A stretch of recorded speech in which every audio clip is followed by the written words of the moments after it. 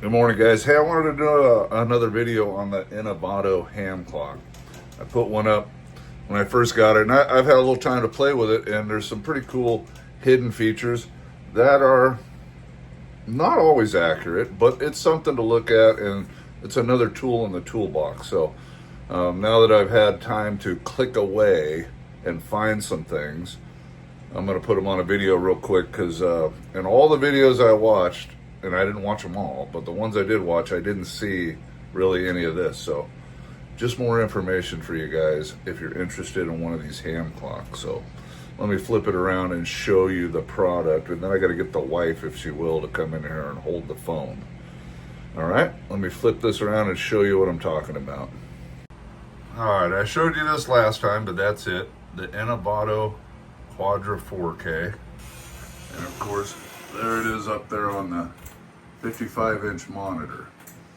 So what I'm going to do is see if I can talk the XYL into coming in here and holding the phone while I do a little tutorial. I don't know if that fan's getting in there, but I'll check that. If it is, I'll turn that out while I'm doing that. So hold on one second. All right, guys, here we go. Lots of videos on all this, how to set stuff up, how to track stuff. So I'm just going to go through what I found that I haven't seen in videos. Maybe they're in videos, I just didn't see them. So this is how I got my hand clock set up. So we're going to start here with the solar flux index. Very important number for ham radio guys. Tells you a lot about how good conditions are going to be. But what I have found by accident is if you click in the middle, it's going to give you a history chart. It goes back here to about, I don't know, 46, somewhere in there, and shows you all the solar flux history up here to about right now to 2025. Looks like we had a peak somewhere around 1957-ish, 56, 57, where we were 275, maybe getting pretty close to 300. And then here we're in another peak last year in 2024, came down, went back up, and dropped down again. So it will time out. Let me put it back up. So we're in a pretty good solar cycle right now. Well, we were. It's going back down. But here, way before my time, I wasn't even born then. My mom graduated from high school in about 57. So it looks like that was a great time for ham radio as far as the solar flux goes. So a little history chart.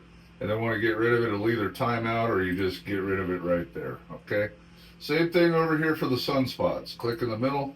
Same thing, they've obviously been tracking it longer. It goes back to 1900. And right here, same thing. Just the up and down levels and the history of it. Again, right here, you can see that spike somewhere around 1957-ish was the peak. So it must have been a really good solar cycle back then. Same thing, it will time out or you just click and get rid of it. Okay?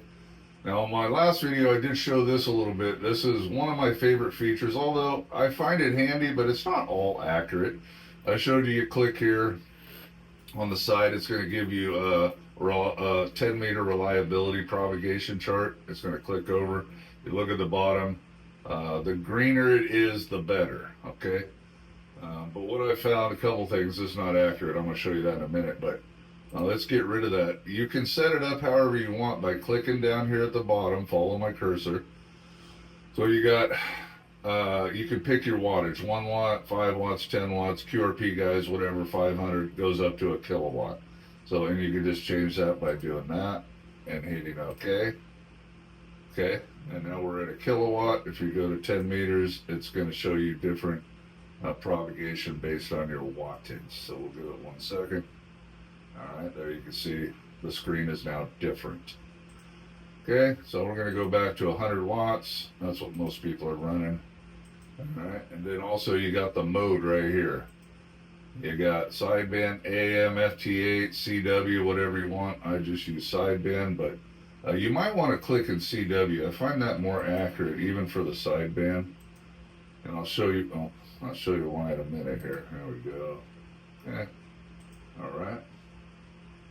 Because it's showing pretty good propagation on 10 right now, which is more accurate to what's actually going on. Let me show you that real quick. Can you move the phone? Mm-hmm. If you look, I'm right here and it's showing I should have almost no reliability on 10 meters, but if you look at the rig here, look how busy it is. We've got a contest going on. So lots, super strong. I mean, lots of people out there to talk to. Propagation is actually better than what the chart is showing. All right, go back up here. So now I'm just going to go back to SSB. All right, and we're going to hit OK. Now this next one, I'm going to show you how to access it in a minute. This TOA, that's takeoff angle. This is for you beam guys. Not a lot of guys do this anymore, but it's kind of, want to see my hand? Mm-hmm. What angle, takeoff, departure angle you have your beam? Most people just have it flat because the world is curved, but some guys have the ability to tilt their beams for a different takeoff angle. So I just got it set at 1 degree for this video, but if you got a 9-degree takeoff angle on your beam, or you have something to adjust your beam, you can use that. We'll just leave it at 1, but it is changeable. Same thing. Click there, hit OK, and you'll see it changes to 3 down here. We'll go back to 1. To access that, you're going to go over here to the side. We'll just pick, I don't know, 30 meters. It's going to bring up another chart. It's going to calculate 30-meter takeoff angle at 1 degree, and it's going to help you with where your propagation should be good. Same thing. Right in here is where you're going to be 1 degree. You're right in here. If you had 5 degrees, 10 degrees, I don't know why they have it up here because there's no 30-degree mark to switch it to. But I don't know a ton about that. I don't have a beam, and most people don't change the takeoff angle of their beam, but it is in there. So this one here, I don't think that does anything. So yeah, I'm not sure. That's about it. That's just a couple things I wanted to show you about this hand clock, but really just over here, switch this to what you're using it. So it's kind of a tool, but like I said, 10 meters shows it should be dead at my QTH because I am in purple. That's like way over here. See over here? That's like 0%. I should have no conditions.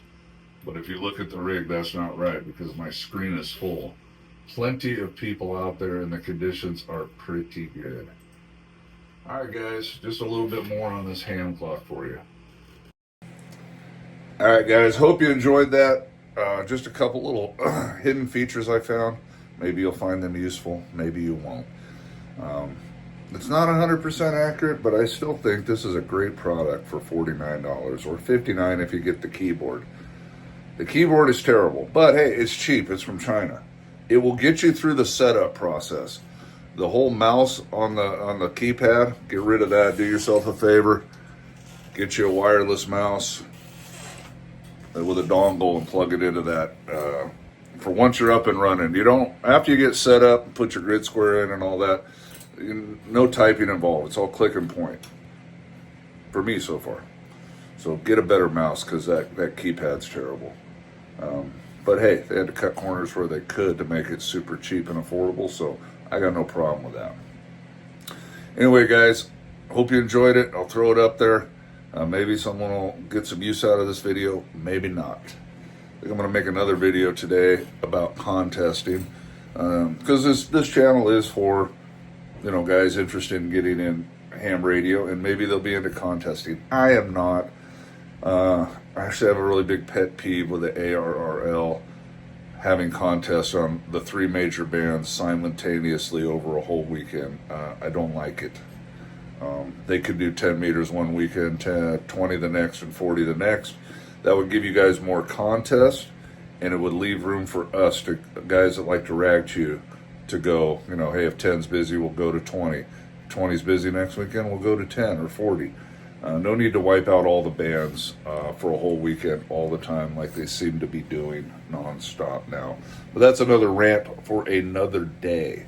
But I am going to do a video to show you contesting. I'll probably just put it in a live feed. I'll turn my transmit off, but you'll be able to hear me in the video talking about it.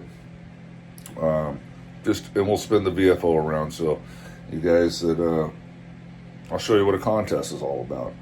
I'm not going to feed them or answer them because I'm not in the contest and I don't particularly care for it, but it ain't about me. Maybe you'll like it, so we'll throw that out there. All right, guys, God bless you. 7-3.